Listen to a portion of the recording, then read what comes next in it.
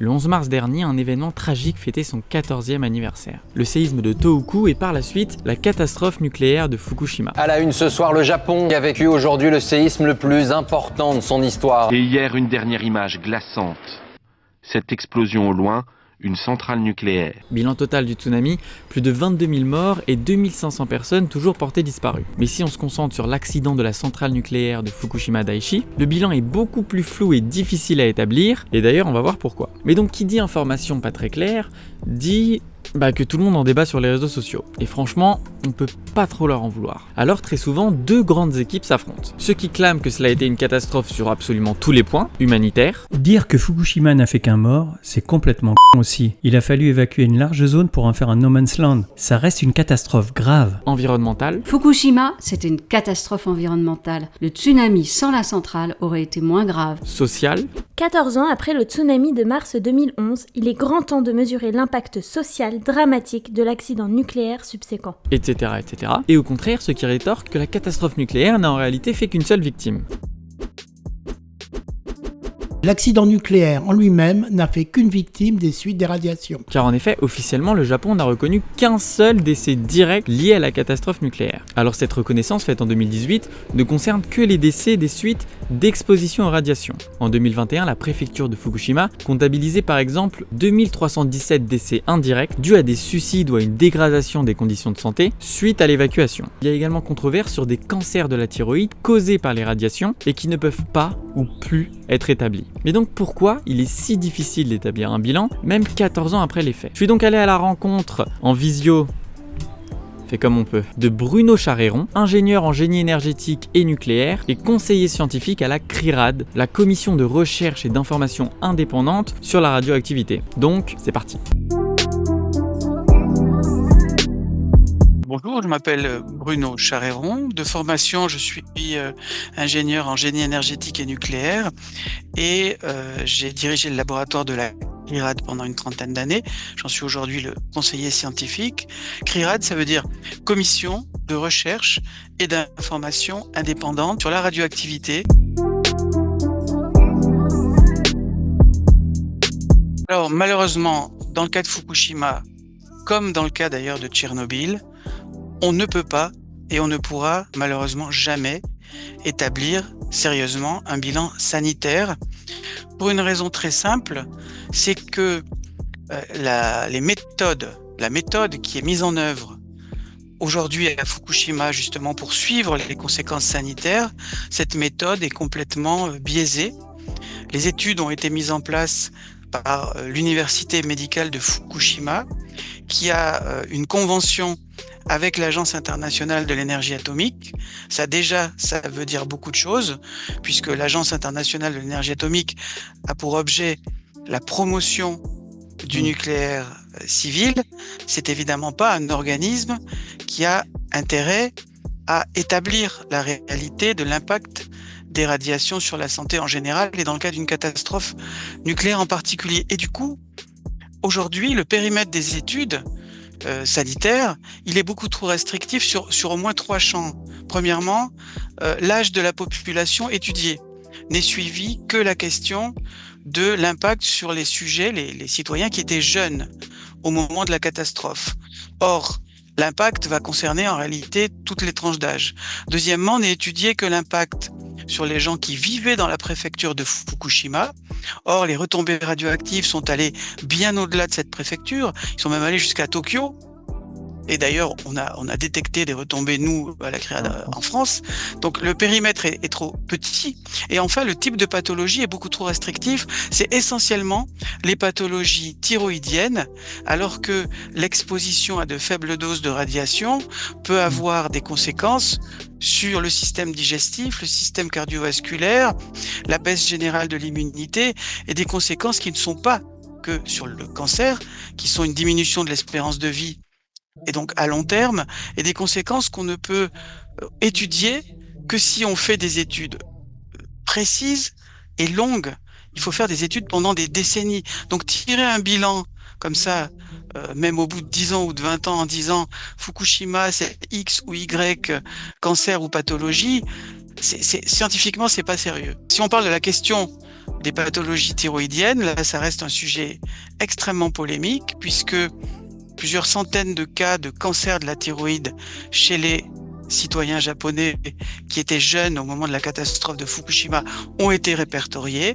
Simplement, là où il y a toujours une controverse très vive, c'est de répondre à la question, ces cancers sont-ils dus en partie à la radioactivité, sont-ils dus à d'autres causes, dont des biais, disons, de dépistage.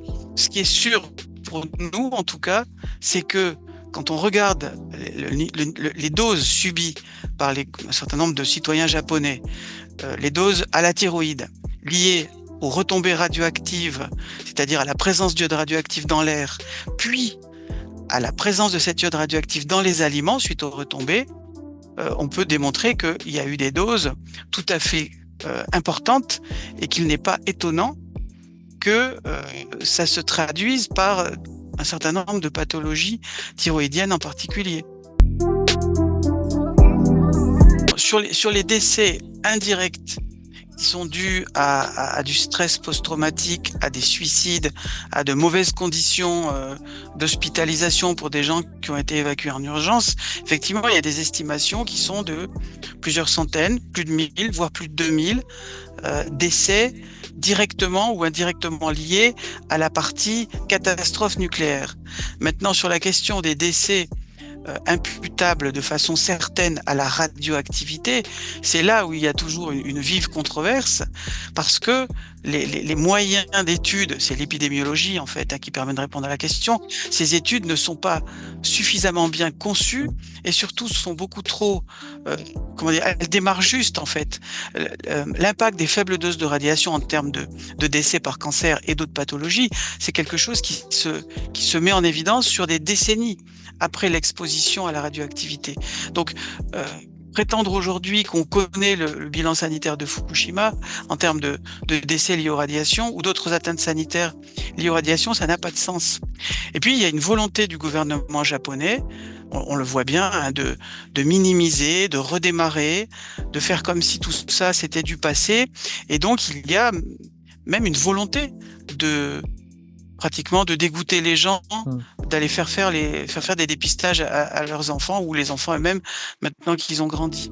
Donc pour répondre à votre question, je pense qu'on ne saura jamais, c'est trop tard déjà, les études qu'il aurait fallu mettre en œuvre n'ont pas été mises en place, on ne saura jamais quantifier précisément les effets sanitaires. D'abord, aujourd'hui, il reste des milliers de personnes déplacées. Par exemple, sur la préfecture de Fukushima, on estime qu'aujourd'hui, c'est encore plus de 20 000 personnes qui restent des évacués de Fukushima.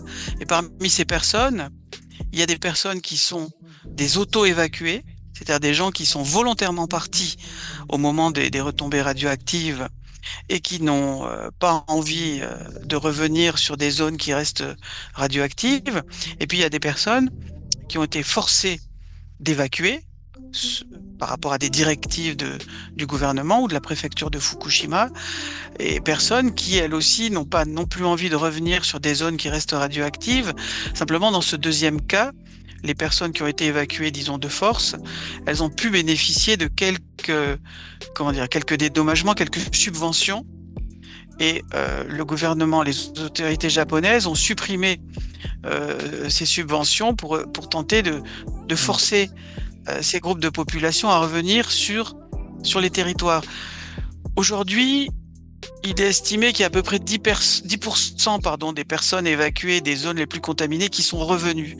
Parce qu'il faut bien comprendre que les territoires qui sont très contaminés, dans la préfecture de Fukushima en particulier, ceux qui sont les plus contaminés ont un niveau de radiation dégagé par le césium-137, ce métal radioactif qui se désintègre en permanence, un niveau de radiation qui dépasse les normes sanitaires habituelles.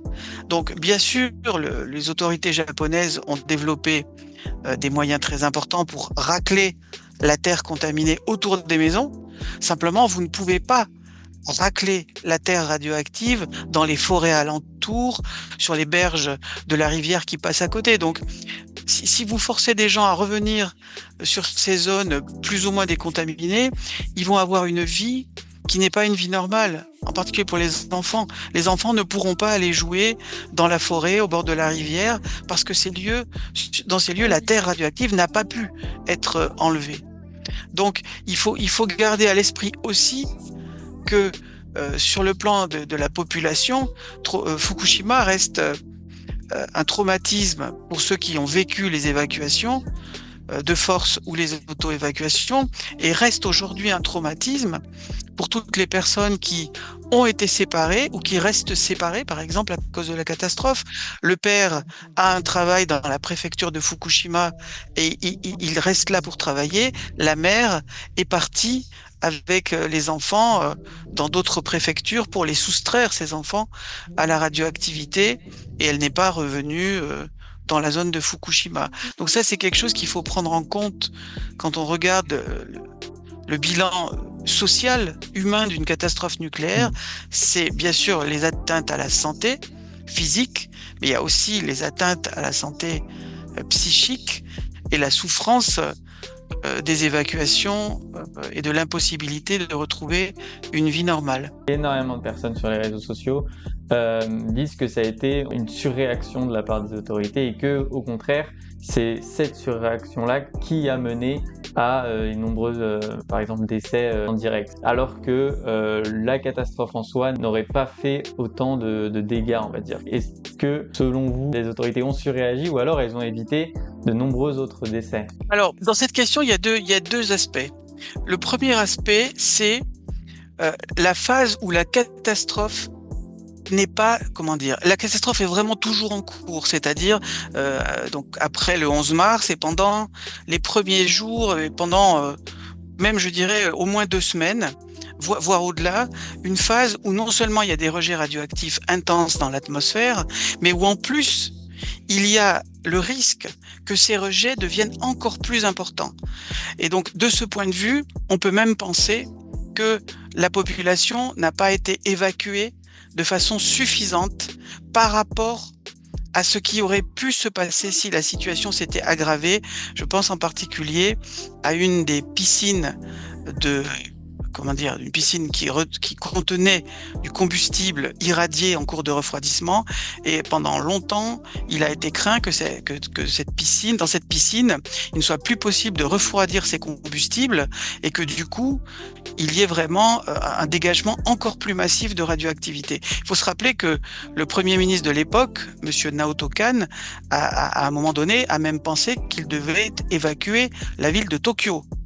Il faut penser aussi que au moment où le gouvernement japonais limitait des périmètres d'évacuation à 20, disons 30 km, les Américains recommandaient à leurs ressortissants d'évacuer, entre guillemets, dans un périmètre de 80 km. Donc, tout ça pour dire que cette question de l'évacuation, il faut la voir dans le cadre d'une situation d'urgence non maîtrisée. Donc de ce point de vue et de notre point de vue, les dispositions qui ont été prises n'étaient pas suffisantes. Il n'y a pas eu de distribution suffisante de pastilles d'iode, il n'y a pas eu de consignes immédiates en disant aux gens ne consommez pas les aliments dans un certain périmètre parce que forcément ils vont être contaminés, et il n'y a pas eu non plus de notre point de vue d'évacuation satisfaisante, en ce sens que par exemple des gens ont été évacués vers des zones qui étaient déjà d'ailleurs plus radioactives que celles d'où ils étaient partis. Ça, c'est le premier point. Deuxième élément, c'est vraiment la question des facteurs de risque. C'est-à-dire d'évaluer à l'avance, de connaître à l'avance les effets sanitaires du fait de rester dans une zone radioactive. Donc, à partir du moment où il y a vraiment, on l'a vu sur Tchernobyl et on le voit sur les études épidémiologiques insuffisantes à Fukushima, à partir du moment où il y a une volonté de minimiser les facteurs de risque en termes de conséquences sanitaires des faibles doses liées à une contamination radioactive, eh bien, on part d'éléments chiffrés qui sont biaisés. Donc, pour répondre à la question, combien de gens vont avoir des maladies du fait de cette radioactivité et combien de gens vont avoir des maladies parce qu'on les a évacués, des maladies de stress psychosomatiques par exemple, pour répondre scientifiquement à la question, il faudrait avoir des données scientifiques sur les effets des faibles doses en cas de catastrophe nucléaire que nous n'avons pas aujourd'hui de façon consolidée, de façon sérieuse. Mais les conséquences de cette catastrophe ne sont pas que d'ordre humanitaire, du moins pas directement. L'autre grande victime, c'est l'environnement. Et sur ce point, Bruno Charéron a souhaité revenir sur 2 effets, la contamination des sols et de l'eau. Alors les impacts environnementaux, ça dépend à quelle échelle on se situe. Si on sort du périmètre de la centrale nucléaire de Fukushima, on va dans la préfecture de Fukushima ou d'autres préfectures qui ont été impactées par les retombées. Là, aujourd'hui, on a une contamination encore du sol par un certain nombre de substances radioactives à demi-vie relativement longue, comme le césium-137 qui a une demi-vie de 30 ans, c'est-à-dire que sa radioactivité n'est divisée par 2 qu'au bout de 30 ans. Et donc, il va falloir 300 ans pour qu'elle soit vraiment divisée par 1000, par exemple. Donc, beaucoup de sols restent contaminés. Ce sont des milliers de kilomètres carrés qui sont contaminés encore aujourd'hui et qui ne sont pas décontaminables dès lors que c'est, par exemple, une forêt, des prairies, et des zones qui ne sont pas décontaminables. Pour la partie qui a été décontaminée, le gouvernement japonais se retrouve aujourd'hui avec 14 millions de mètres cubes de sols radioactifs ou de déchets végétaux radioactifs qui ont été récupérés pour évidemment essayer de limiter l'impact des retombées. Simplement, l'État ne sait pas quoi en faire. Ces sols sont regroupés aujourd'hui